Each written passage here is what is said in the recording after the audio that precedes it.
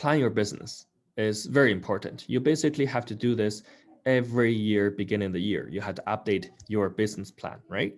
So why do you want to plan your business? It's like you're going into a trip and you don't have a map, right? You don't know where to go. You want to tour Vancouver. You don't know where you're going. Maybe you want to go Stanley Park. You want to go to Science World, but you have to have a plan, right? To make your day efficient. From point A to B, then, when you have a map, it's easier to get to. If you don't have a map, a business plan is like a map, right? If you don't have it, you don't really know where you're heading to. So business plan is very, very important. So make a checklist. What do you need for your success? Sometimes for realtors, most important is a connection, right? You have to know a lot of people. Those people will refer your business or give you business. And how much money do you need for this year as the budget? And investors, how many investors that in your pocket you can call to buy a property, right? Those similar to connection. And car, right? You need a car to get around. It doesn't have to be a fancy car. It has to be a clean and safe car. Signage, right? Newspaper, etc. A lot of things. You have to make a checklist what you need to do this year. And also strategy. How do you achieve your goal, right? How do you achieve your goal?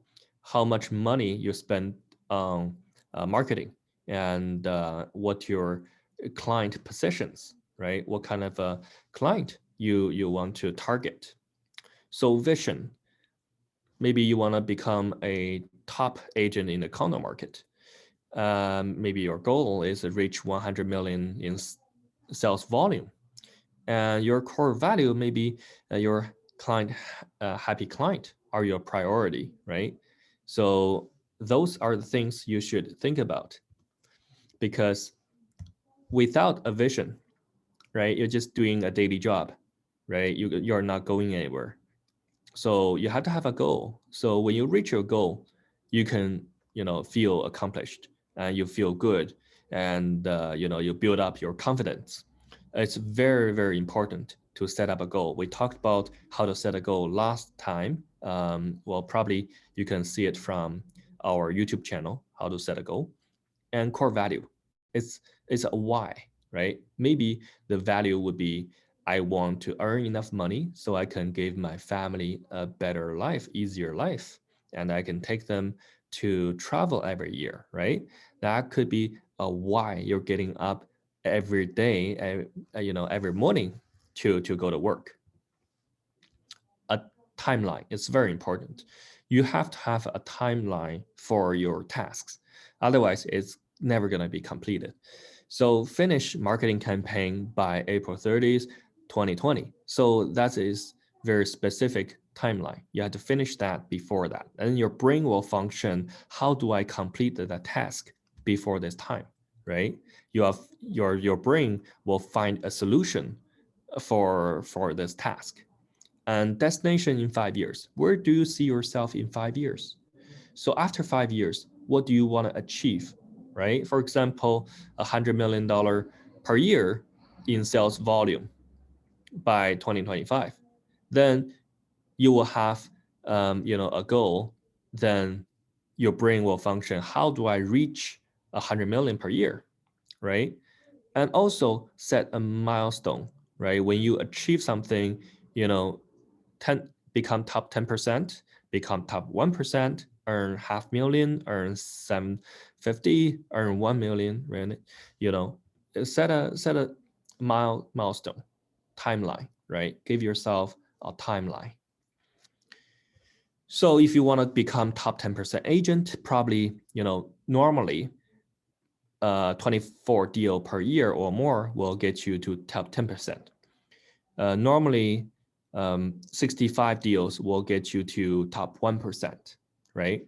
If your average commission is about $10,000, then you have to complete 50 deals to make 500,000. Same thing for 750, you have to complete at least 75 deals for average of 10K commission, right? Each deal. So you can calculate how you're doing. Are you on track? How many deals you completed this year? And how to plan your business. First, you have to know yourself. There are a lot of self-assessment website on the internet. You can go. You can type in your personality, right? Type in your uh, uh, you know find out what kind of personality you are. Find out your strengths. Find out your weakness, and also you have to analysis your background. What's your strengths? In our brokerage, there are accountants, there are builders, there are contractors, there are even past lawyer or professor, in our brokerage. So what's your background? So you have to find out what's your strengths and weakness. You may be able to find a partner who has the strengths of your weakness, right? And what's your special skills, right? If you are good at golf, ski, or playing game or playing sport, those are some of the good skills to help you network, right? If you know how to play golf or how to play badminton, you can go out, play with people, so you can network with people, right? So those are some of the things you should think about. Things will help you on your business. Why people choose you, right? So you have to know yourself very well, and you had to work on your disadvantage and strengthen your advantage. Maybe client likes your appearance, client like your attitude, client trusts your professional knowledge, right, etc. And your disadvantage, maybe you don't speak fluent English, or you don't have money for doing marketing, or you don't have enough experience, right? So all those disadvantage can be solved. You just have to find a solution, how to solve them. You have to know what you need to do to become success, and how to conquer the obstacles, right? By studying, read more books, right? Some agents ask me, how do I learn closing skill? I told them, hey, go download Audible. There's a lot of, sales and marketing books you can listen to while you're driving, right? And also go to workshops like Tony Robbins. They're expensive, but they're really good business mastermind. Yeah, in a self-employee, you don't have a boss. You're your own boss, so you have to push yourself to go forward. So workshops are really good for you to know people, because everybody go to workshop want to be success. So everybody is very positive, and also people from different industry, from different area, right? You can know a lot of people during those workshops, and it's a great way to do networking. And also you can find a mentor to help you on your weakness. Sometimes you can go ask those top 1% agent from our brokerage, ask for their help, right? And maybe become a partner, or ask them to become your mentor. There are many different ways to work together in the real estate industry. Real estate industry is not a one-man job. It's not a lonely job. It's all about collaborating. Remember, collaborating with other agents. And find an investor or get a loan, maybe someone from the family, right? At the beginning, like for me, I got money from my family to start the business, because at the beginning, I didn't have any money to start real estate. For starting real estate, at least you need about $5,000 to start, right? Getting your license, getting your sign, getting this, getting that. It's gonna cost you probably about 5,000 to just get your license, right? And then you probably need some money to do advertising. You have to have some money to start real estate. Otherwise, you probably end up starving to death. Okay, during your business, you have to study every day. right? Any successful CEO, they read about 52 books a year. That's about a book a week, right?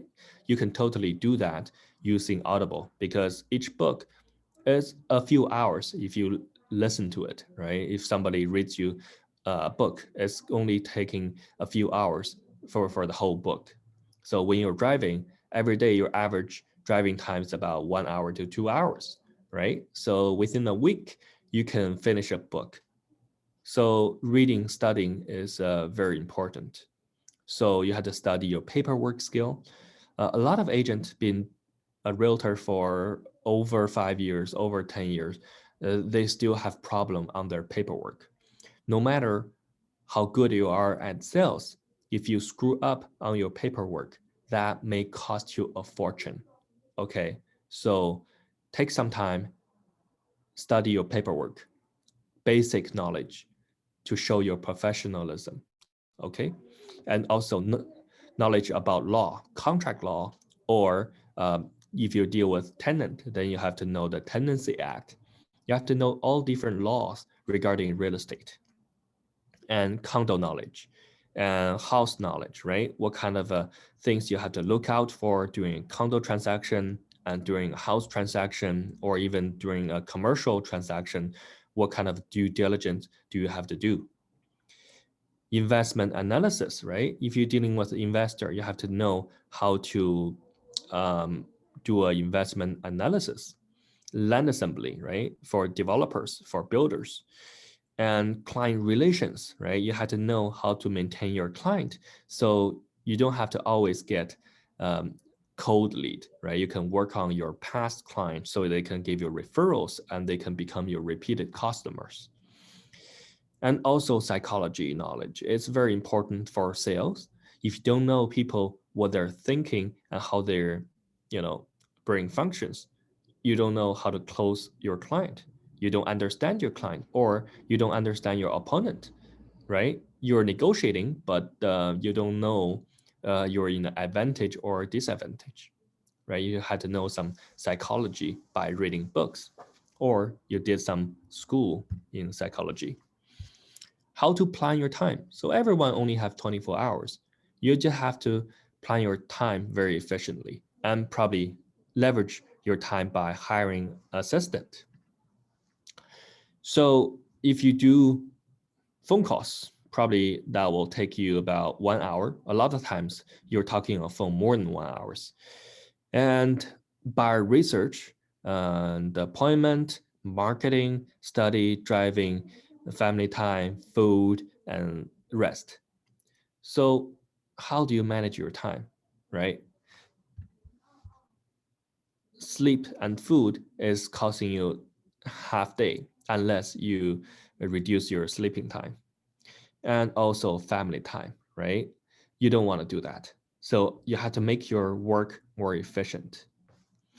So by leveraging other people, then you can adjust your time to have more family time, right?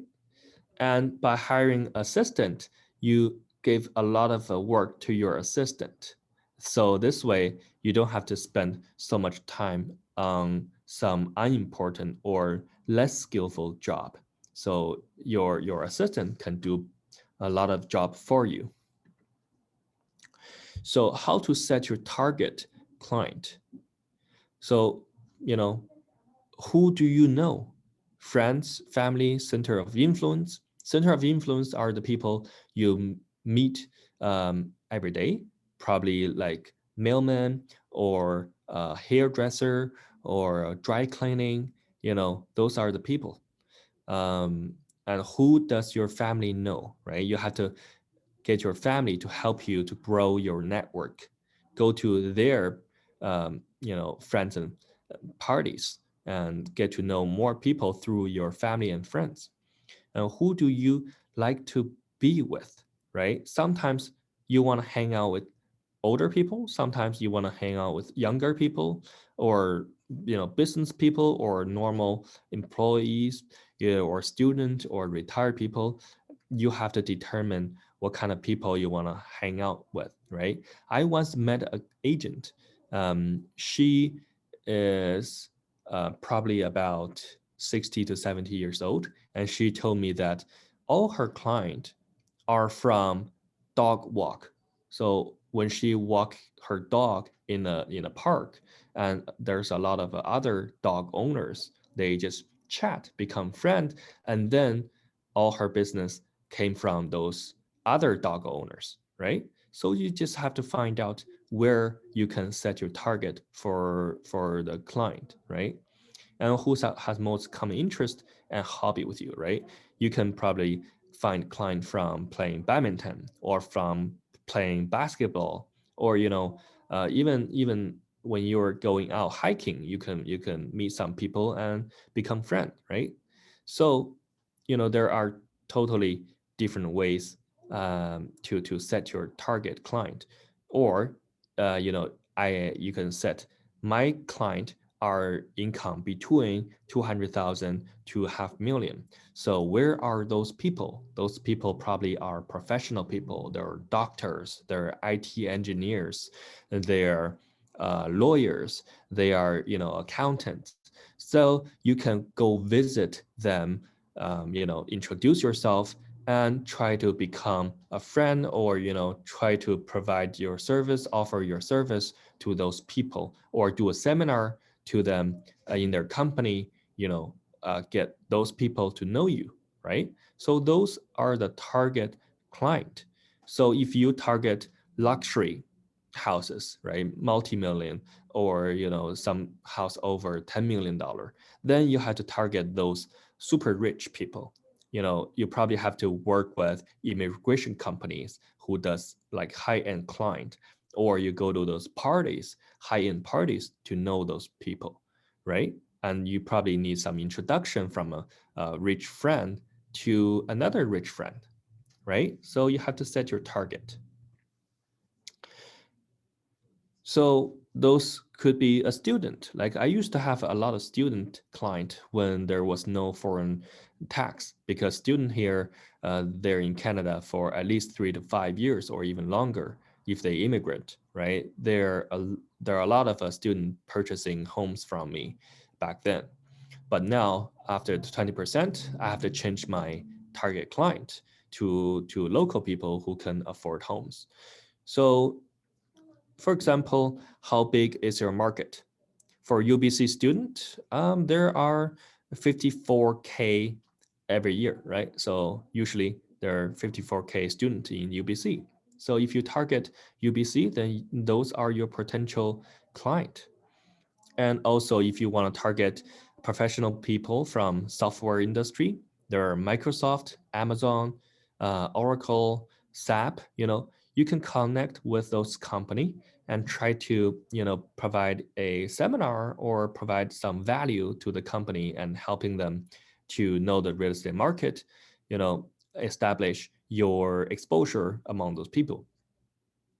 Where are your potential clientele, right? Richmond, Burnaby, Vancouver, you have to have a focusing area. So those area, when people ask you about the market, you are the expert. How to reach your client? You can reach them by door knock, by email, by newspaper, by social media. Those are the ways of marketing. You have to know what you're gonna do for your marketing and your budget, annual personal cost, how much cost for you and your family to eat, to live, mortgage, business operation cost, and annual marketing cost, right? So for example, your car is going to cost you 18,000 a year. Then your business operation about 6,000, meal entertainment about 9,000, and board brokerage 7,000, cell phone, internet 1,800, blah blah blah, right? Personal expenses. So you have to have a annual expense budget so you don't overspend.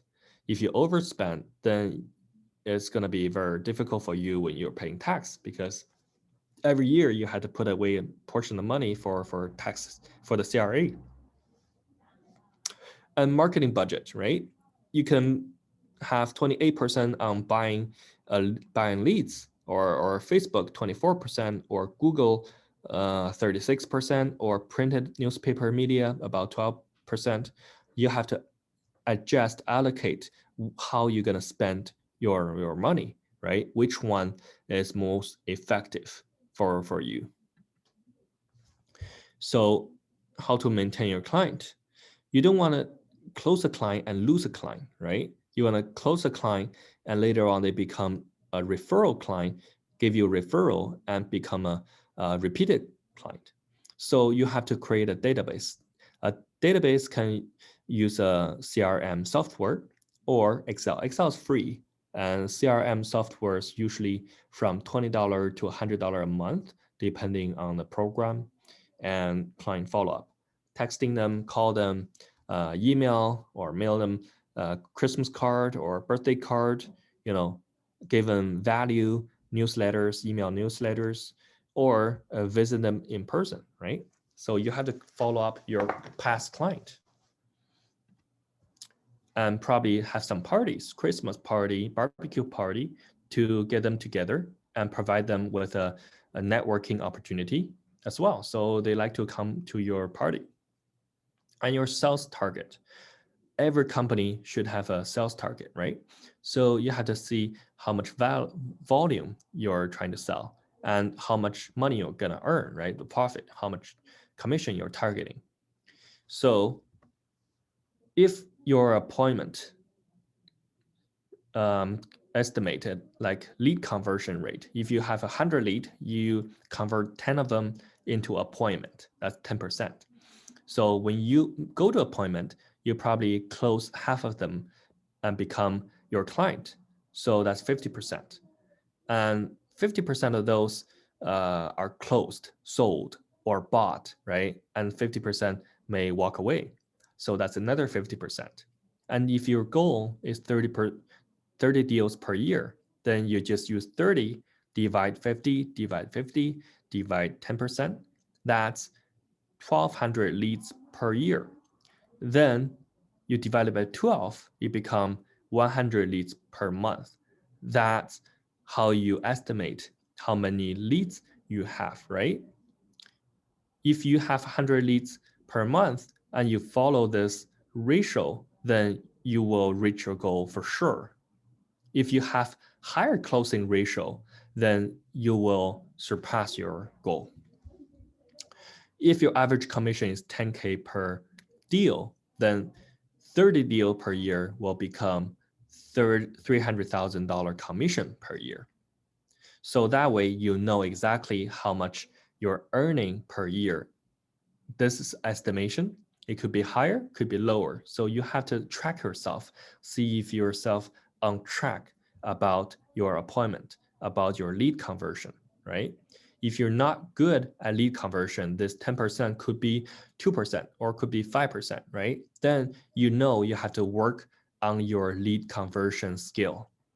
And if you have a lower closing rate, right, for appointment, then you have to find somebody to teach you how to close for appointment or find a partner to work on the same appointment. Also, deal closing, right? If you cannot close a deal, then there's no commission. So you have to find either a partner or a teacher or mentor or read some books to learn how to close the deal. Pricing strategy for client, right? You will have a expensive, the overcharge, hard to sell properties, those houses on the T road, right? Very hard to sell, and or those overpriced property, those house are very strange house. So maybe you can charge them extra commission for taking you extra time to sell the house. And price reduction. You can project a price trend. If the market goes up, it could be a price increase. If the market is going down, then you have to project how fast the market is going down, and you have to price your property, ahead of the market, not chasing the market. And also for past client and promotion, you can give them maybe a discount to attract them to give you more referrals, or to come to you for purchasing more homes for investment, right? Competition for different price for different service, right? You can have a service package A, service package B, service different package charging different commission, right? Because different situation will cost you different time, right? If the client is very fast purchasing a home, maybe you can charge them less commission because they're very quick. If a client want all the service, want everything, and takes a long time, maybe you can charge them more, right? That's all your strategy. Operation structure. If you can do it as an individual agent, nothing wrong with that. Or you can form partnership, or you can form a team, or you can form a corporation structure, right? Corporation structure is the ultimate goal if you want to be retired early, because this way you can run like a brokerage, right? You will be the main lead generating agent, and you can provide lead to anybody in your team, and you have admin to do all your work, to help you to do marketing, and you have buyer agent to handle all your buyers, and listing agent to handle all your listings. So you're generating leads for everybody, and you're taking a percentage for everybody working in your team. So update your business every year, and sometimes, if necessary, once a month, look at it if you need to update it and add new ideas or modify some goals that are not realistic. So we're all done for today. And if you remember to sign in for the education 1 hour, the PDP point, don't forget about that.